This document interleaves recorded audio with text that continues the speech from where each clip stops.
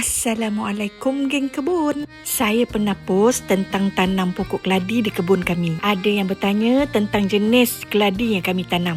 Kami tanam keladi mawar dan keladi minyak atau keladi sayur. Asalnya kami beli keladi di pasar untuk masak.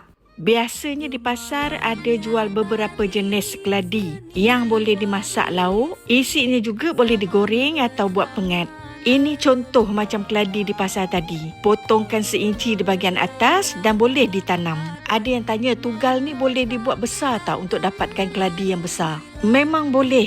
Sebab tugal ni adalah cetak yang membentuk keladi yang akan dituai nanti. Kalau cetaknya besar, besarlah bentuk keladi tu nanti.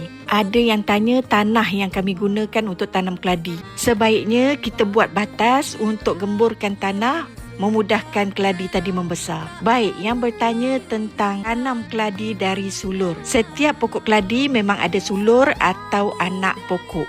Bayangkan dari tanam yang sedikit tadi, kita dapat banyak anak pokok. Kalau tak nak tanam, kita boleh masak sulur-sulur ni. Bos kebun buat cara macam ni untuk mengelak rumput-rumput naik. Sulur atau anak pokok akan menembusi silver shine yang kami tutupkan tanah tadi. Jadi tempat ni akan penuh dengan pokok-pokok keladi. Ada yang teringin nak tanam dalam pasu. Memang boleh. Kalau tanam suka-suka untuk makan sendiri, boleh saja tanam dalam pasu atau apa-apa bekas yang sesuai. Secara amnya, selepas 7 atau 8 bulan, keladi tadi boleh dituai. Itu pun bergantung kepada jenis keladi yang kita tanam dan juga kesuburan tanah tempat kita tanam keladi tadi.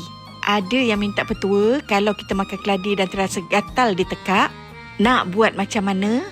Orang dulu-dulu akan berkumur dan basuh tekak dengan air garam atau air asam keping. Minum air kelapa pun boleh meredakan rasa perit tekak.